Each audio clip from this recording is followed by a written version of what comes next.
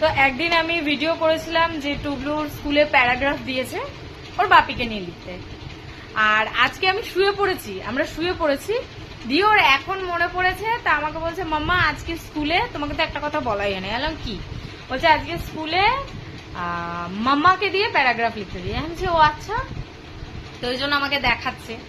তো ও যখন অত এক্সাইটেড হয়ে দেখাচ্ছে ওই জন্য আমি একটা ক্লিপ নিয়ে নিলাম। দাঁড়াও দেখাচ্ছি। বলছে দেখো আমি আজকে লিখেছি। আর তা ও না ও যখন বলছে যে মাম্মা আমি এরকম প্যারাগ্রাফ লিখেছি, আমি যে নিঘাত গুড পাসনি, বলছে না গুডও পেয়েছি আবার স্মাইলিও পেয়েছি। হ্যালো আচ্ছা, তার মানে আমাকে নিয়ে কিছু তো লিখেছে। দাঁড়াও দেখাচ্ছি এক সেকেন্ড। স্যার এই যে আমাদের বিছনা হয়ে গেছিল, আমরা যথারীতি শুয়ে পড়েছি। এই যে গুড আবার স্মাইলি পেয়েছে। বাবা আচ্ছা আচ্ছা। My mother's name is Priya Roy.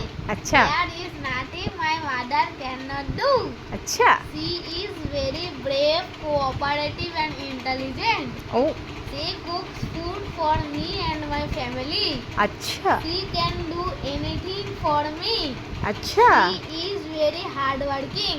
আচ্ছা আচ্ছা My mother teaches me during her free time.